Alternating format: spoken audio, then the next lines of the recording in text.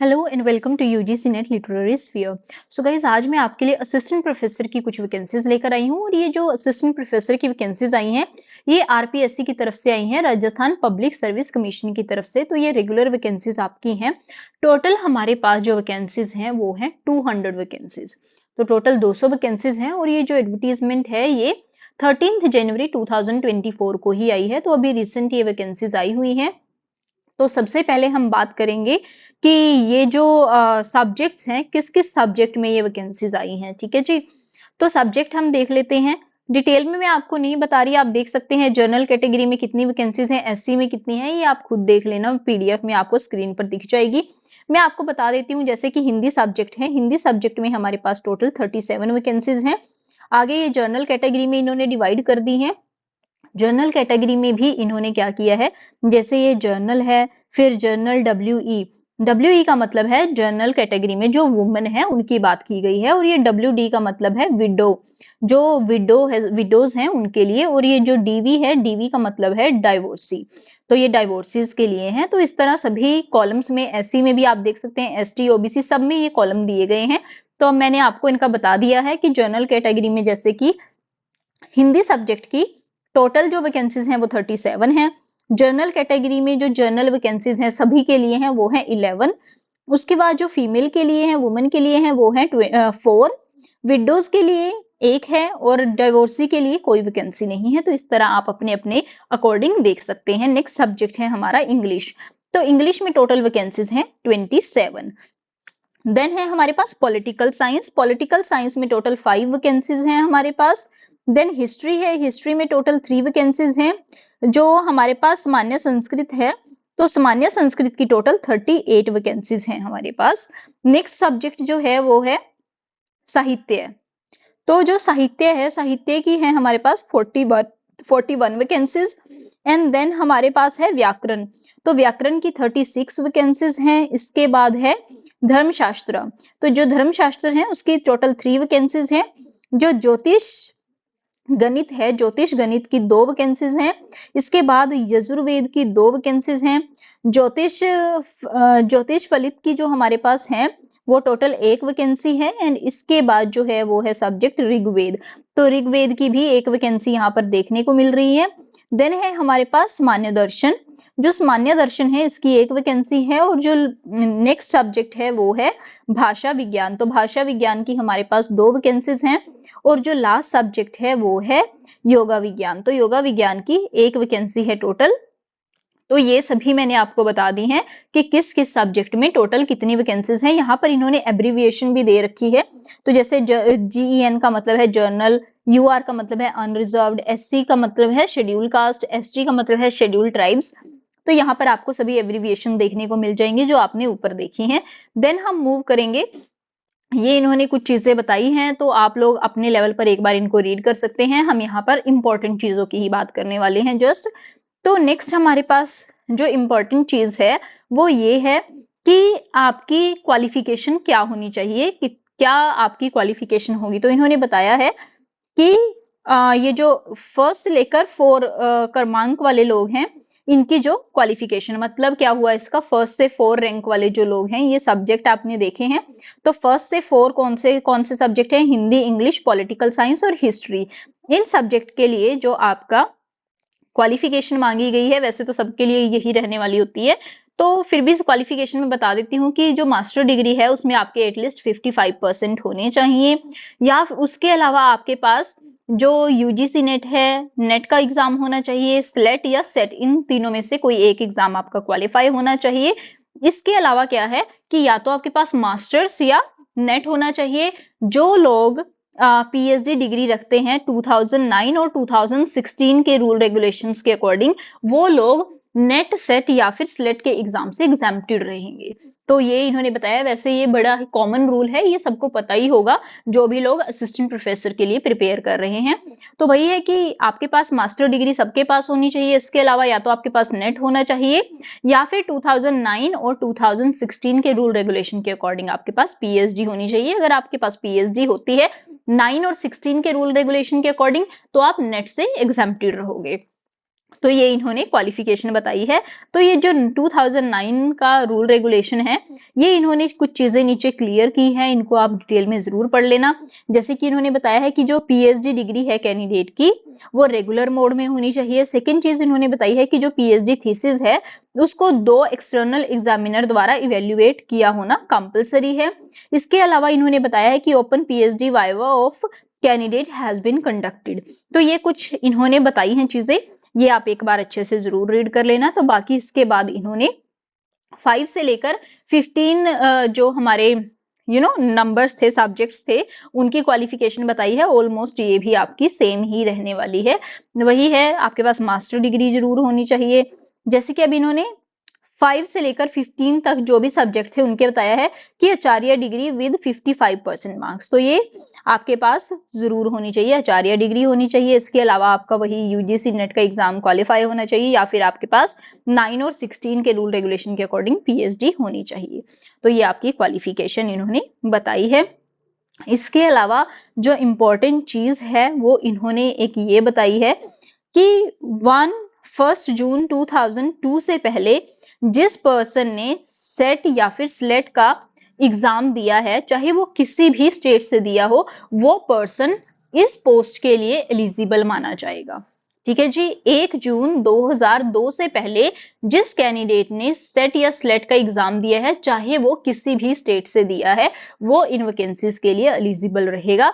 But इन्होंने साथ में ये चीज मेंशन की है कि 1 जून 2002 के बाद अगर किसी पर्सन ने किसी मतलब राजस्थान को छोड़कर किसी दूसरे स्टेट से सेट या फिर स्लेट क्वालिफाई किया है, तो वो पर्सन इन वैकेंसीज के लिए दावेदार नहीं होगा, वो यहाँ पर अप्लाई नहीं कर सकता। सिर्फ 1 जून 2002 से पहले वाले लोग ही अप्लाई कर सकते हैं। तो ये इन्होंने कुछ इंपॉर्टेंट चीज बताई है। तो इसके अलावा इन्होंने सैलरी की बात की है कि आपकी जो सैलरी होगी वो एकेडमिक लेवल 10 के अकॉर्डिंग रहेगी। जो ग्रेड पे होगी वो आपकी 6000 रहेगी, और जब तक आपका प्रोबेशन पीरियड रहेगा तब तक आपको एक फिक्स्ड अमाउंट ही पे किया जाएगा। वो फिक्स्ड अमाउंट इन्होंने यहाँ पर मेंशन नहीं किया है, मतलब आपको प्रॉपर सैलरी ना मिलकर एक ये लोग एक फिक्स्ड अमाउंट होगा वो ही आपको पे करेंगे। इसके अलावा इन्होंने बात की है एज की। तो जो एज है आपकी वो 21 से 40 के बीच में होनी चाहिए। ठीक है जी। क्या क्या लिखा है कि जो आपकी एज है वो मिनिमम 21 होनी चाहिए और मैक्स 40 होनी चाहिए। ये चीजों कुछ चीजें इन्होंने और नीचे मेंशन की हैं, तो ये जरूर आप पढ़ लेना एक बार। तो जैसे कि अब हम बात करेंगे कि जो एज है वो 21 और 40 तो बता दी है, बट कुछ रिलैक्सेशन किन किन लोगों को मिलने वाली है वो भी यहाँ पर मेंशन की है, वो मैं आपको बता देती हूँ। जैसे कि इन्होंने लिखा है male candidates belonging to the schedule caste, schedule tribe, backward class, more backward classes and economical weaker section of Rajasthan state. जो भी मेल कैंडिडेट्स हैं जो कि SC ST BC या फिर मोर बैकवर्ड क्लास या फिर इकोनॉमिकली वीकर सेक्शन से बिलोंग करते हैं, उनको 5 साल की छूट मिलेगी एज में। ठीक है, 5 साल की एज रिलैक्सेशन उनके लिए बताई गई है। जो कि वुमेन कैंडिडेट हैं जो कि जनरल कैटेगरी से बिलोंग करने वाली हैं, उनको भी 5 साल की एज रिलैक्सेशन दिया जाएगा। इसके अलावा इन्होंने बताया है कि जो हमारी SC ST BC या फिर मोर बैकवर्ड क्लास या फिर इकोनॉमिकली वीकर सेक्शन जो ऑफ राजस्थान, यहाँ पर याद रखना है सिर्फ राजस्थान के जो कोटे वाले लोग हैं उनको ही ये फैसिलिटीज दी जाएंगी, आउटर स्टेट्स को ये फैसिलिटीज नहीं मिलेंगी। तो यहाँ पर बताया कि राजस्थान की जो वुमेन कैंडिडेट हैं SC ST BC इन सभी कैटेगरीज की, उनको 10 साल की रिलैक्सेशन दी जाएगी एज में। ठीक है, वो 50 इयर्स तक अप्लाई कर सकते हैं। इसके अलावा इन्होंने बताया गया है कि जो विडो और डाइवोर्स्ड वुमेन है उनके लिए कोई एज की अपर लिमिट नहीं है। जो भी डाइवोर्सी है या फिर जो विडो है वो किसी भी एज तक अप्लाई कर सकती हैं, ये इन्होंने बताया है।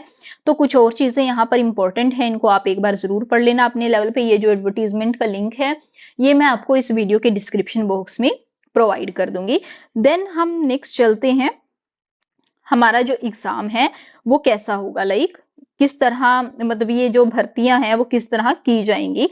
तो यहाँ पर इन्होंने बताया है कि जो एग्जाम है उसके लिए ये जो भर्तियां हैं, जो सिलेक्शन प्रोसेस होगी उसके लिए आपका एग्जाम लिया जाएगा, और एक तो आपकी रिटन एग्जामिनेशन होगी, सेकंड आपका इंटरव्यू होगा। तो ये इन्होंने कुछ बताया है ये आप देख सकते हैं। The scheme of competitive examination shell consist of, तो इसमें एक रिटन एग्जामिनेशन है आपका, एक इंटरव्यू इन्होंने बताया है। तो जो रिटन एग्जामिनेशन है उसके 3 एग्जाम्स यहाँ पर कंडक्ट किए जाएंगे, 3 पेपर होंगे। जो फर्स्ट पेपर होगा subject concern with the post, तो वो आपका होगा कि जिस पोस्ट के लिए अप्लाई कर रहे हैं उससे कंसर्न सब्जेक्ट का जो एग्जाम है 75 मार्क्स का एग्जाम होगा, 3 घंटे का ये एग्जाम होगा। सेकेंड एग्जाम जो होगा वो भी आपका कंसर्न सब्जेक्ट का होगा, अगेन 75 मार्क्स का इन्होंने लिखा है और 3 घंटे का टाइम आपको मिलेगा। जो थर्ड एग्जाम होगा वो जर्नल स्टडीज ऑफ राजस्थान, जो राजस्थान की जर्नल स्टडीज है, चाहे उसमें जीके लगा लो चाहे कुछ भी लगा लो, तो उनके ऊपर होगा, जो टोटल 50 मार्क्स का होगा और 2 घंटे का टाइम होगा आपके पास इस एग्जाम को करने के लिए। तो टोटल आपके 200 मार्क्स यहाँ पर लिखे गए हैं। इसके अलावा इन्होंने बताया है कि जो इंटरव्यू है, इंटरव्यू के टोटल 24 मार्क्स होंगे, 24 मार्क्स का आपका इंटरव्यू रहेगा। तो इन्होंने एक चीज और बताई है, to the extent of 3 times of total number of vacancies, की जो भी लोग इंटरव्यू के लिए बुलाए जाएंगे वो वैकेंसी से 3 टाइम्स बुलाए जाएंगे। सपोज करो किसी भी सब्जेक्ट में 20 वैकेंसीज हैं तो टोटल 60 लोगों को इंटरव्यू के लिए बुलाया जाएगा, 3 टाइम्स मतलब कि इंटरव्यू के लिए कॉल की जाएगी लोगों को। तो ये सब चीजें इन्होंने कुछ बताई हैं जो कि बहुत ही इंपॉर्टेंट थी। नेक्स्ट यहाँ पर इन्होंने सिलेबस की बात की है कि जो सिलेबस है वो आपको कमीशन की जो ऑफिशियल वेबसाइट है वहां पर आपको डाल दिया जाएगा। मतलब अभी इन्होंने मेंशन नहीं किया है, आने वाले टाइम में जल्द ही आपको बता दिया जाएगा कि किस दिन आपका एग्जाम होगा, कब आपका क्या आपका सिलेबस रहेगा इस एग्जामिनेशन के लिए। तो इसके अलावा ये कुछ और इम्पोर्टेंट चीजें हैं जो कि आपको एक बार जरूर रीड कर लेनी चाहिए जो भी लोग अप्लाई करना चाहते हैं इन वैकेंसीज के लिए। तो ये एडवर्टीजमेंट है। इसके अलावा कुछ और इम्पोर्टेंट डेट्स हैं जो मैं आपको बता देती हूँ, जैसे कि जो आपकी स्टार्टिंग डेट होगी इन वैकेंसीज के लिए अप्लाई करने की, तो आप लोग इन वैकेंसीज के लिए 22 जनवरी 2024 से अप्लाई करना शुरू कर सकते हैं। तो 22 जनवरी आपकी स्टार्टिंग डेट है इन वैकेंसीज के लिए अप्लाई करने की, और जो लास्ट डेट रहेगी वो रहेगी 21 फेब। तो 21 फरवरी तक आप अप्लाई कर सकते हैं इन वैकेंसीज के लिए। तो ये इंपॉर्टेंट चीजें हैं। इसके अलावा हम बात करेंगे कि आपकी फीस क्या रहने वाली है, जो भी लोग अप्लाई कर रहे हैं उनकी फीस क्या है। तो जनरल कैटेगरी जो है, जनरल कैटेगरी की जो फीस है वो 600 रुपीज रहेगी। इसके अलावा जो SC ST BC ये जो कैटेगरीज हैं इनकी जो फीस है वो 400 रुपीज रहने वाली है। और जो भी लोग PWD कैटेगरी से बिलोंग करते हैं उनको भी 400 फीस रहेगी। और जो पेमेंट आपने करनी है वो थ्रू ऑनलाइन, मतलब कि ऑनलाइन मोड के थ्रू ही आप कर सकते हैं। तो ये कुछ इंपॉर्टेंट फैक्ट्स है जो आपको पता होने बहुत जरूरी है। तो आई होप मैंने आपको सभी चीजें क्लियर कर दी हैं। तो आज की वीडियो में बस इतना ही। अगर इसके अलावा फिर भी आप लोगों के कुछ डाउट्स हैं तो आप लोग मुझे कमेंट सेक्शन में कमेंट करके पूछ सकते हैं। एंड आई एम एक्सपेक्टिंग कि this video is very helpful for you. And if you find this video helpful, don't forget to like, share and subscribe. And thank you so much for watching the video guys.